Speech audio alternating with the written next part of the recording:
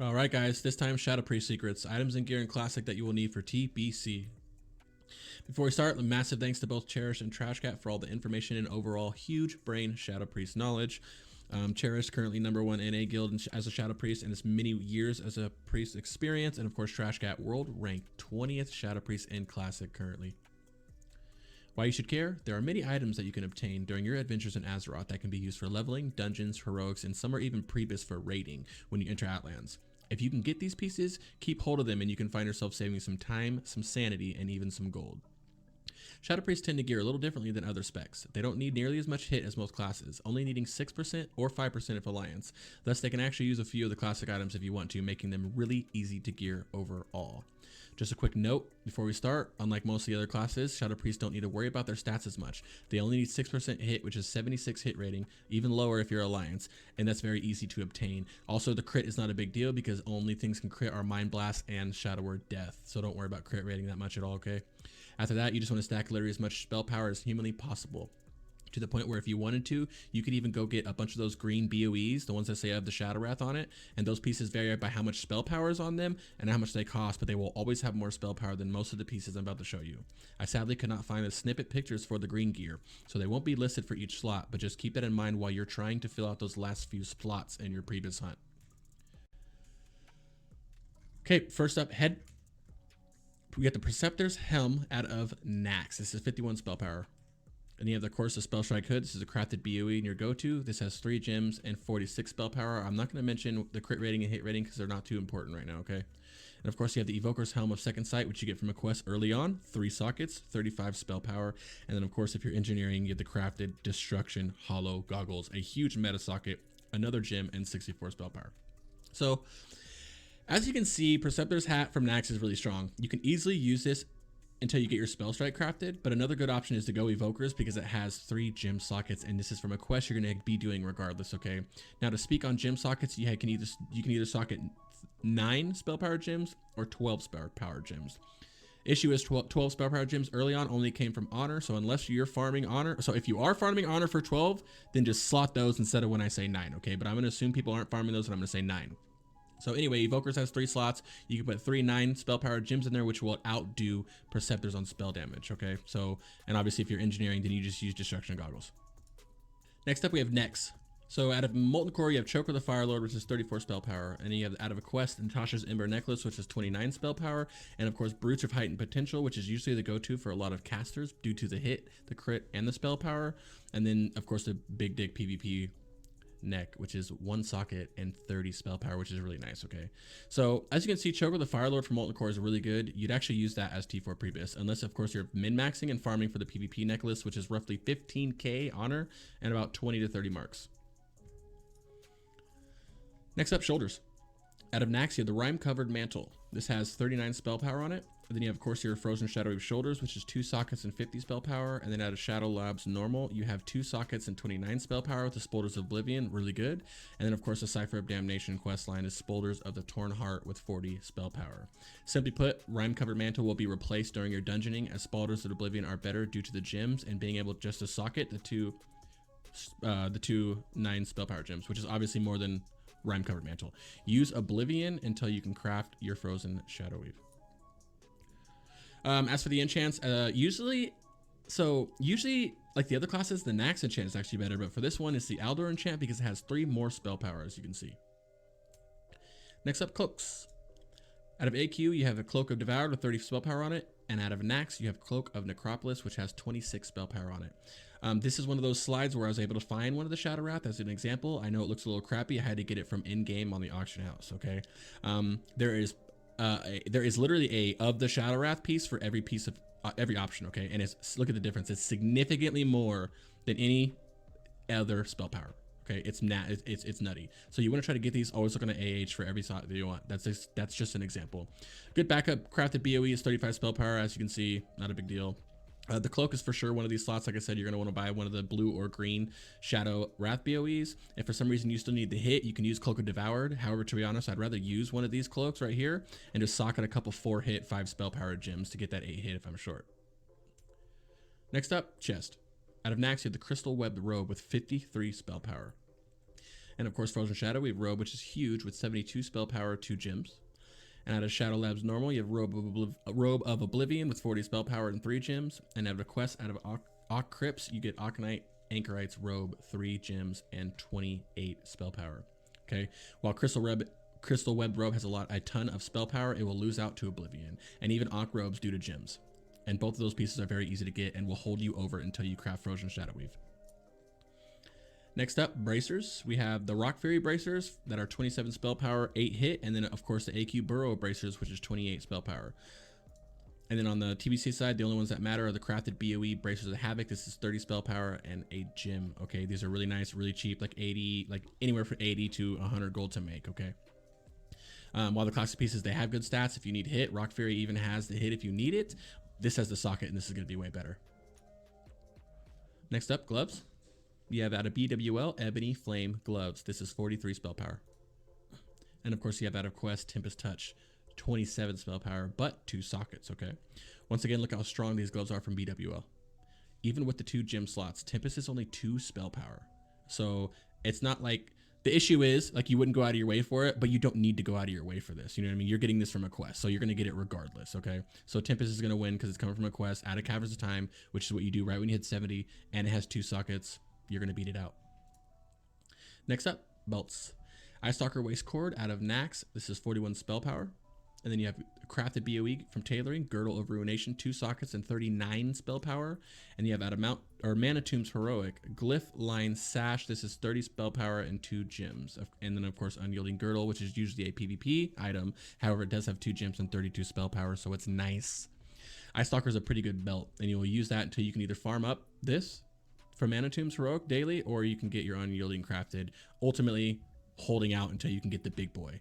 If I were you, this takes some time to farm. I would do dailies to get this. I would not worry about spending money on this, and I would just use this until you get crafted Girdle of Ruination, man. Legs. You have Lord Kazakh Fell Infused Leggings. This is from a World Boss and Classic. It is 64 spell power. And then you have, of course, Nax Leggings of Polarity. This is 44 spell power, okay?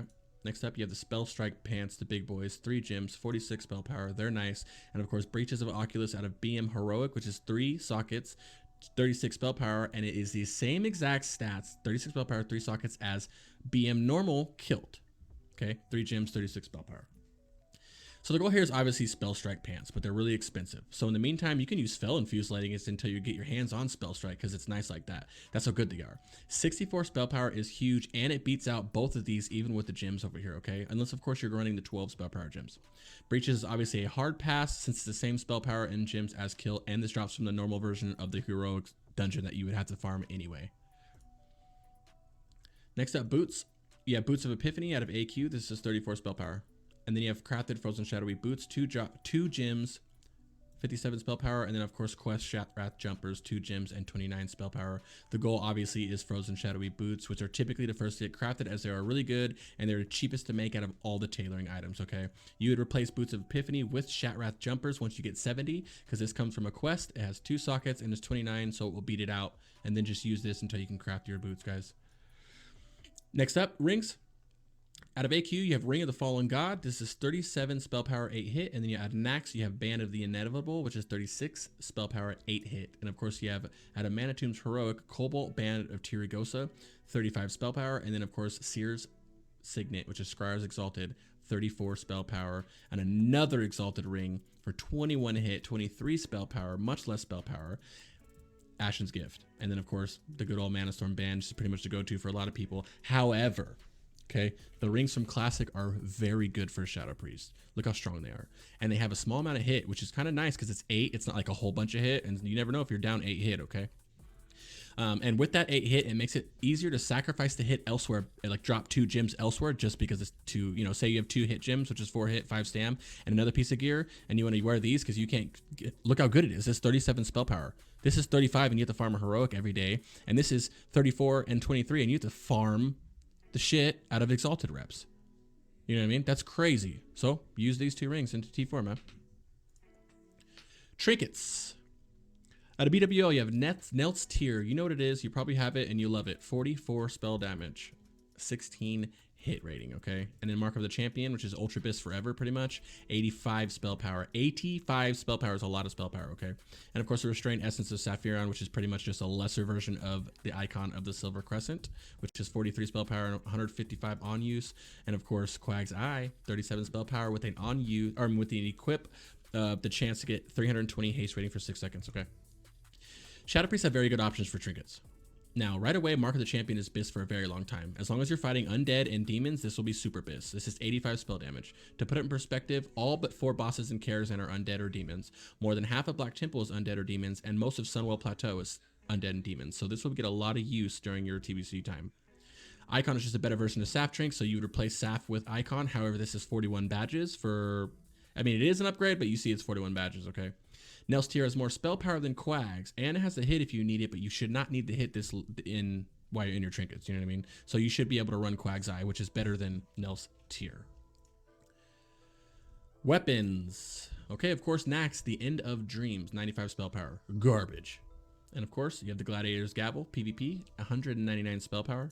And then you have the crafted BOE, Eternal Rune Blade. This is 168 spell power. And then out of Lower City Exalted, Gavel of Unearthed Secrets. This is 159 spell power. And then, of course, out of Ock Crypt's normal Skybreaker, which is 132 spell power. So as per all the other classes, the classic weapons are very underwhelming and get replaced really soon. In order of importance, Gladiator weapon is insane. However, it takes about 3 weeks to achieve to get the honor for this if you're actively trying to get the weapon, okay? Oops. Sorry about that.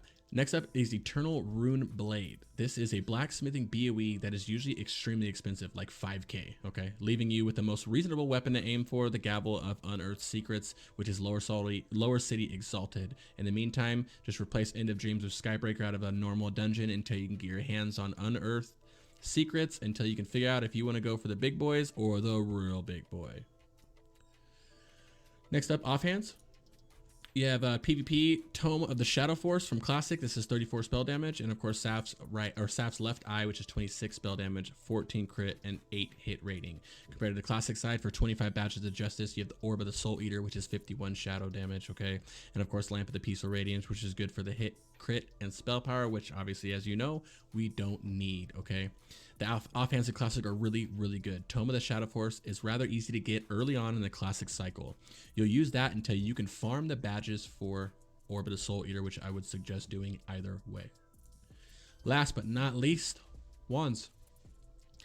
Out of AQ, you have the Wand of Kiraji Nobility. This is 19 spell power. And then out of TBC, you have generally what is considered pre-BiS out of Underbog Heroic, which is the Black Stock, 11 crit, 20 spell power. And of course, I was able to find a sketchy of the Shadow Wrath Green BOE once again to show you how strong it is. It is 25 spell damage, okay? As you can see, the AQ wand is nutty in comparison to what is considered pre-BiS for casters, which is the Black Stock, because this is a heroic item. It is heavily suggested, just like the Cloak, to farm or buy a Shadow Wrath ring.